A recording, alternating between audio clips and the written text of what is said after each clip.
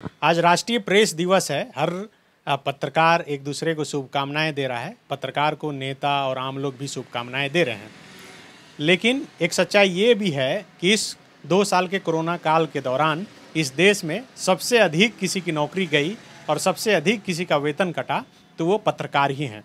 हमारे साथ इस वक्त पंकज मिश्रा हैं, जो रांची एक्सप्रेस, दैनिक जागरण और फिर सनमार्ग, खबर मंत्र में कई पदों पर रहते हुए आखिर में ये मैनेजिंग एडिटर पद से इन्होंने नौकरी छोड़ी है। और उसके बाद ये देखिए अभी ये चश्मे की दुकान रांची में खोले हैं। आज पत्रकारिता दिवस के दिन हम बात करेंगे कि जिस टीवी की चमक धमक और अखबार में छपे अपने खबरों को देखने की उत्सुकता को लेकर युवा प्रेस में आना चाहते हैं, आज उस प्रेस की क्या स्थिति है, प्रेस में काम करने वाले उन पत्रकारों की क्या स्थिति है। सर, ये चश्मे की दुकान आपकी है? जी जी जी जी जी। तो आप मैनेजिंग एडिटर रह चुके हैं सनमार्ग में, खबर मंत्र में। इतने उच्चतम पद पर जाने के बाद फिर ये चश्मे की दुकान क्यों खोलनी पड़ी? बड़ा रोचक कहानी है, लेकिन अनुभव के आधार पर कह रहा हूँ कि समय के साथ बदलाव ये ज़रूरी है और लोगों को करनी भी चाहिए। जहाँ तक राष्ट्रीय पत्रकारिता दिवस, प्रेस दिवस की बात है, तो सबसे पहले सभी मित्रों को, सभी सहकर्मियों को मेरी शुभकामना है और आशीर्वाद है। जो छोटे हैं उनको आशीर्वाद है, और कई बुजुर्ग भी हमारे पत्रकार हैं, उनको मेरा सादर प्रणाम है। एक पत्रकारों के साथ अभी विकट स्थिति है। कोरोना तो है ही, वो तो सबके लिए है, लेकिन पत्रकार अपनी कार्यशैली कैसी रखें, किस अंदाज में रखें, ये सबसे दुरूह काम है। और हाल के दिनों में जो एक डिटोरिएशन आया है, वो थोड़ा चिंता का विषय है। पत्रकारिता में हम लोगों का काम है कि जो आप देख रहे हैं उसको समाज के सामने रखना, और दूसरा एक उसका पहलू होता है विश्लेषण करना। हम इन दोनों चीज़ से अलग हट गए। ना पत्रकारिता में हम समाज की बात, समाज में जो दिख रहा है उसको रख रहे हैं, और विश्लेषण करने का जो अधिकार है वो तो बिल्कुल समाप्त हो गया। कई वजह हैं। प्रशासनिक, पहले की पत्रकारिता का ये अंदाज नहीं था। पहले की पत्रकारिता बड़ा निष्ठुर और बहुत मुलायम हुआ करती थी, और लोग बेबाक बोलते थे। पत्रकार भी आपस में काफ़ी खुले मन से रहते थे, और पत्रकारिता एक पवित्र वर्ग माना जाता था कि बेहतर काम है ये। लेकिन अभी वो चीज़ आपको नज़र नहीं आएगी। आप पर कई बंदिशें हैं, आप लिख नहीं सकते हैं, आप बोल नहीं सकते हैं। टीवी में आप हैं तो आप अच्छे एंकर नहीं कहलाएंगे। आप जर्नलिस्ट हैं, आपको नज़र आ रहा है कि ये न्यूज़ ब्रेकिंग है, ये न्यूज़ समाज को दिखाना ज़रूरी है, लेकिन आपकी बाध्यता है, आप मैनेजमेंट से बंधे हुए हैं। मतलब सच बोलना नहीं है, सच लिखना नहीं, कुछ नहीं। आपकी बाध्यता जो है वो आपको कुंठित कर देगी। तो क्या इन्हीं सब बातों के कारण आपको लगा कि पत्रकारिता छोड़ के अब चश्मे की दुकान खोल लेनी चाहिए? नहीं, ऐसा भी नहीं है। जब तक मैं पत्रकारिता किया, मैं खुले मन से किया, पूरा कलम खोल के किया। यही वजह है कि कोई भी राजनीतिज्ञ मेरे बहुत अच्छे मित्र नहीं हैं। कोई भी अधिकारी मेरे बहुत शुभचिंतक नहीं बन पाए, क्योंकि मित्रता और संबंध को मैं निभाया ज़रूर, पर उसको आधार मानकर मैंने पत्रकारिता नहीं की। मैंने सबको वही कहा, सबके बारे में वही लिखा जो उस वक्त का नज़रिया था। तो इसलिए उस वजह से तो मैंने पत्रकारिता नहीं छोड़ी, लेकिन कई वजहें हैं जो कि मैं छोड़कर फिर से ज्वाइन नहीं किया। कई छोटे बड़े अखबार में मौका भी मिला काम करने का, कई ऑफ़र भी आए, लेकिन मुझे लगा कि अब पत्रकारिता नहीं करनी चाहिए। इसकी वजह है कि पत्रकारिता क्या है, आप बाथरूम में अपनी बातों को बोल दीजिए, कोई दिक्कत नहीं है। अंदर की बातों को बोल देना चाहिए, कोई सुने या न सुने। आपका काम है, जो नज़रिया है, जो आपकी दृष्टिकोण है, वो आप सामने रख दीजिए, आप पत्रकार हो गए। कोई ज़रूरी नहीं कि छप ही जाए। अखबार में लिखे ही या बोले ही। तो इंटरनेट और कई माध्यम दे दिया। सोशल मीडिया हमारा अभी खुला मंच है, जो जहाँ कोई बाध्यता नहीं है। आप फेसबुक, इंस्टा, व्हाट्सएप, कई तरह की बातें हैं जहाँ आप जाके अपनी बातों को रख सकते हैं, तो आप रखिए। असली पत्रकारिता अभी आज की जनता कर रही है, युवा कर रहे हैं, इसलिए उनको प्रोत्साहित करना चाहिए और उनमें मोरली बूस्टअप जो है वो इतना करना चाहिए कि भाई तुम रखो, और सिर्फ पॉजिटिव बात को ही मत रखो, निगेटिव बातों को भी रखो। अगर अच्छा काम हो रहा है तो अच्छी बात कहो, खराब काम। मेरा सवाल सर वही था कि जो युवा टीवी की चमक धमक, बड़े बड़े एंकरों की सुंदरता को देखकर आकर्षित होकर इसमें पेशे में आते हैं, या फिर जो अखबार में छपे खबरों, फ्रंट पेज, बाई लाइन देखकर आते हैं, आप जब इतने उच्च पद पर पहुंचने के बाद, आप रिटायरमेंट के बाद आप चश्मे की दुकान खोल रहे हैं, तो क्या उनकी वो जो है खुद की लाइफ को सिक्योर मानेंगे? क्योंकि आम धारणा यही होती है कि कहीं अच्छे नौकरी करेंगे तो रिटायरमेंट के बाद कम से कम बैठ कर पढ़ेंगे लिखेंगे। और ये अच्छा सवाल आप किए हैं, और बड़ा दुखद पहलू है। किसी भी सेवा में आपकी वरीयता जैसे जैसे आगे बढ़ती है, आपका जॉब उतना ही सिक्योर्ड होता है, आपका वेतन वृद्धि उतना ही ज़्यादा होता है। हमारा जो वर्ग है, हमारा जो समाज है, हमारी जो सेवा है, वो है तलवार के धार पर चलने वाला। जैसे जैसे आपकी वरीयता बढ़ती जाएगी, आप मैनेजमेंट की निगाह पर चढ़ते जाएंगे, और मैनेजमेंट आपको हमेशा तलवार के धार पर रखेगा कि ये आदमी अब वृद्ध हो गया। 30 वर्ष पहुँचते पहुँचते आपको वो वृद्ध की श्रेणी में डाल देगा, इसलिए कि आप सैलरी ज़्यादा लेंगे। आप उस हिसाब से माने गंभीर विषयों को रखेंगे, उनको चाहिए 2 मरे 3 घायल।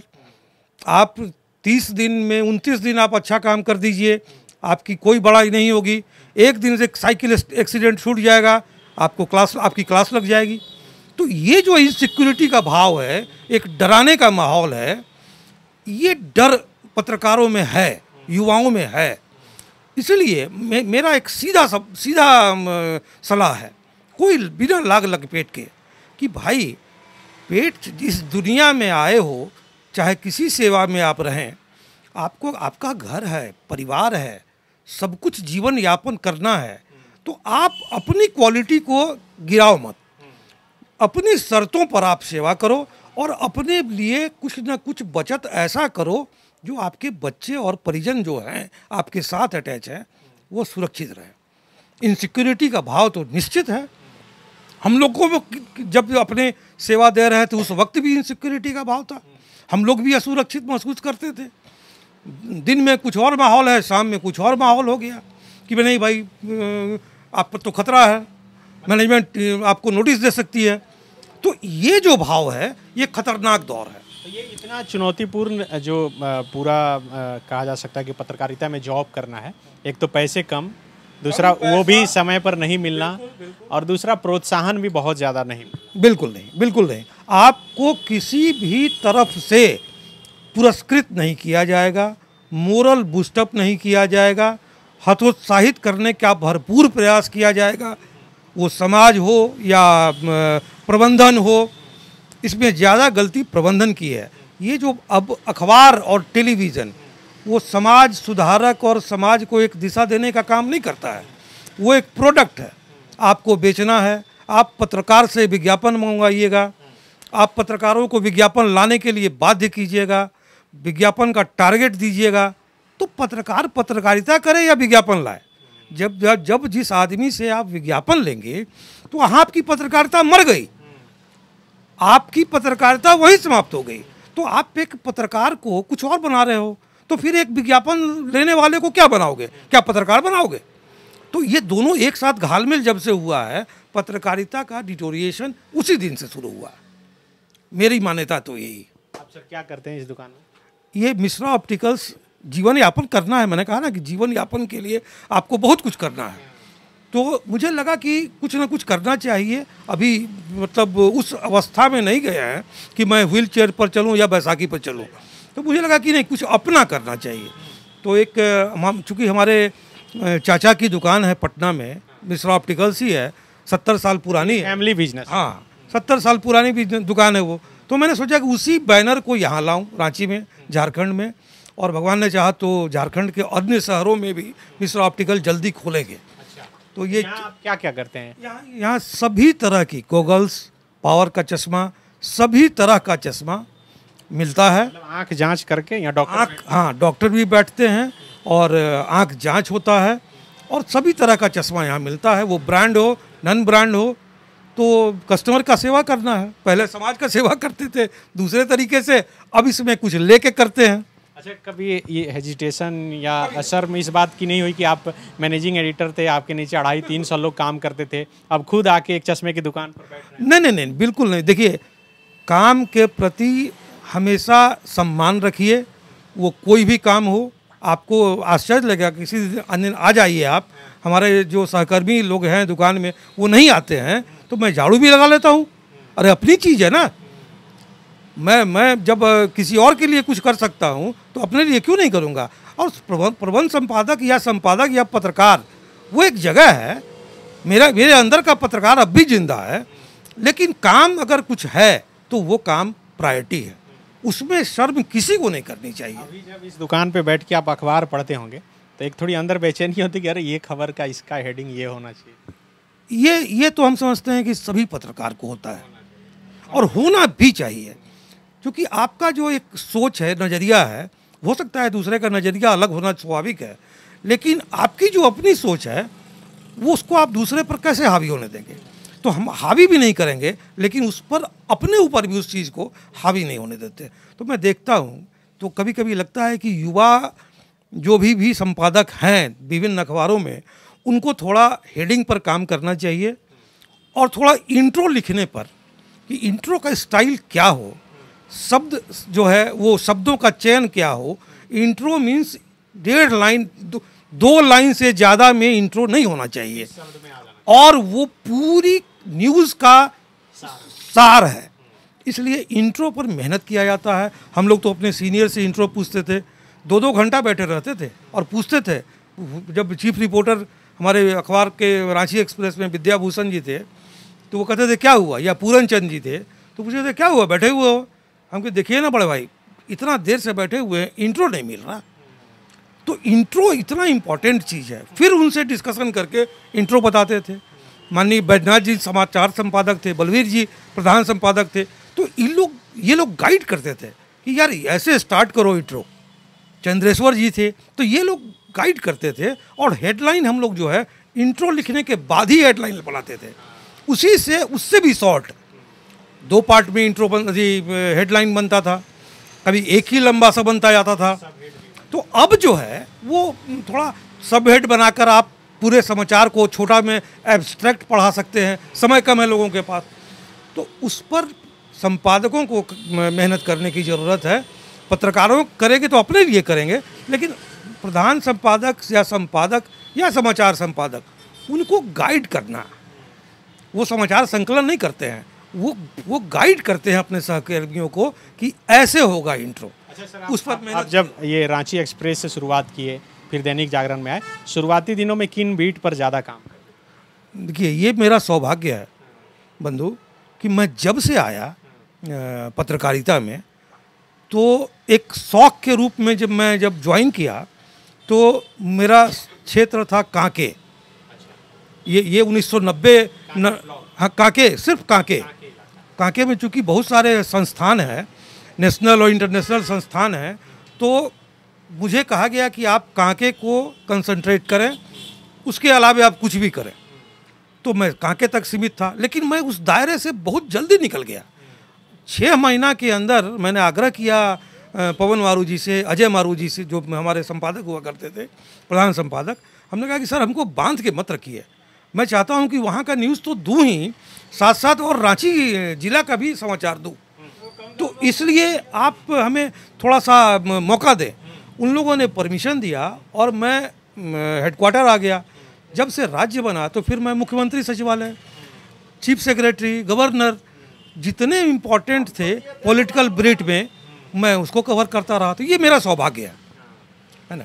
अभी जो नए यूथ आ रहे हैं उनके लिए क्या कहना चाहेंगे, जो पत्रकारिता में आ रहे हैं, आना चाहते हैं? भाई, जो आ रहे हैं, जो आना चाहते हैं, एक तो ये ऐसी सेवा है जिसमें आप सब कुछ प्राप्त नहीं हो पाएगा जो आपका एम है। थोड़ा ग्लैमर है तो कई लोग ग्लैमर के चक्कर में आकर्षित हो जाते हैं, बट जो सही में पत्रकारिता करना चाहते हैं उनके लिए यह कठिन दौर है। वो सजग रहें, अपने परिवार की जिम्मेवारियों के प्रति सजग रहें, फिर वो देखें कि पत्रकारिता किस स्तर का वो कर सकते हैं, करना भी चाहिए या नहीं करनी चाहिए। क्योंकि समय थोड़ी विकट है, वो केंद्र राज्य सरकार दोनों की नीतियों की वजह से है, अधिकारियों के व्यवहार की वजह से है, प्रबंधन की लापरवाही की वजह से है। तो इन सब व्यवस्था के बीच अगर हमें रहना है और अपने परिवार का दायित्वों का निर्वहन करना है तो बड़ा सोच समझ कर निर्णय लेना होगा। और वैसे मैं तो शुभकामना दूंगा सभी युवा पत्रकारों का, और कई युवा पत्रकार तो बहुत ही अच्छा काम कर रहे हैं, इसमें कहीं दो राय नहीं, वो प्रिंट मीडिया के हों या इलेक्ट्रॉनिक मीडिया के हों। ये कई युवा साथी, बल्कि उस समय हमारे दौर में ऐसा नहीं था, इतना फास्ट नहीं था पत्रकारिता। तो अभी जो ये एक समाचार पकड़ने की जो एक होड़ है, वो कई को अच्छा रास्ता भी दिखाई है और कुछ गलत भी चले गए हैं, कुछ हरासमेंट भी हुआ है, थोड़ी गिरावट भी आई है पत्रकारिता में। तो उस गिरावट से थोड़ा बचना है। वैसे पेशा लाजवाब है, आपको प्रतिदिन प्रति क्षण नई जिंदगी नए उत्साह के साथ जीने का मौका अगर कोई सेवा देता है तो वो पत्रकारिता है, आपको जीवंत रखता है हमेशा। ये सर जो दुकान खोले भाड़े में लिए हैं जगह? हाँ, ये सब भाड़े का है। कितना किराया है इसका? लगभग 10,000 के आसपास है। हाँ, ये कितना लागत लग गया दुकान खोलने? करीबन 7-8 लाख रुपए के आसपास। 8 लाख लग गया नहीं? तो ये चूंकि फैमिली बिजनेस है इसीलिए आप सोचे कि ये बहुत ज़्यादा ज्ञान नहीं था, वो तो सीखने से होता है। आपको सारा चीज़ जानकारी है? अब तो पता है, ये जो अब तो सब चीज़ दे सकते हाँ हाँ बिल्कुल हैं, से भी बेचते हैं? हाँ, खुद भी से नहीं, हाँ, लोग नहीं रहे तो सब कुछ बेच देते हैं, उसमें कभी दे रहा है। काम सीखना चाहिए, उस सभी कामों को। पत्रकारिता भी मैं जन्म से सीख के नहीं आया, मुझे विद्या जी ने सिखाया, मुझे पूरनचंद जी ने सिखाया, मुझे बैद्यनाथ जी ने सिखाया। कई बार हम लोगों का राइटअप फाड़ दिया जाता था और डांट दिया जाता था कि भाई आप गलत लिखे हो, तो उस फेंके हुए कागज़ को समेट कर फिर लाते थे अपने संपादक के यहाँ, मुख्य संवाददाता विद्याभूषण जी के यहाँ, हमके साथ बता दीजिए कहाँ पे गलती हो गई। फिर सीखते थे, समझते थे। तो इसलिए सीखना चाहिए, सीखने में संकोच जो किया वो कुछ नहीं सीख पाएगा। अच्छा, बहुत से लोग जो है छोड़ रहे हैं इस पेशे को, इसका कारण यही है कि इनसिक्योरिटी है। इनसिक्योरिटी और सुरक्षा की भाव इतना ज़्यादा हो गई है कि लोग पेशा से बच रहे हैं। गार्जियन अपने बच्चों को पत्रकारिता नहीं कराना चाह रहे हैं। बदनाम भी ज़्यादा हो गया, और बदनाम तो नहीं कहेंगे, दूसरे शब्दों में उसको स्वीकार करेंगे कि हमारे पेशे में का स्तर थोड़ा नीचा हुआ है। वो चिंता का विषय है। समाज का के सभी वर्गों में लोग कह देते हैं कि समाज का सभी वर्ग का स्तर नीचा हुआ है। इसको कह के हम पत्रकारिता के स्तर को नीचा होने नहीं देना चाहते हैं। हम चाहते हैं कि समाज के ही एक वर्ग है हम, न कि अलग है। तो समाज के सभी वर्गों में अगर गिरावट आई है तो कोई ज़रूरी नहीं कि पत्रकारिता को भी हम गिरा लें। पत्रकारिता एक ऐसी सेवा है, ऐसा भाव है जो आप संदेश देते हैं। विवेकानंद विद्या मंदिर स्कूल एक CBSE affiliated English medium coed school है। हम शिक्षा के साथ संस्कार देते हैं। The follow-up.in. Like, share, and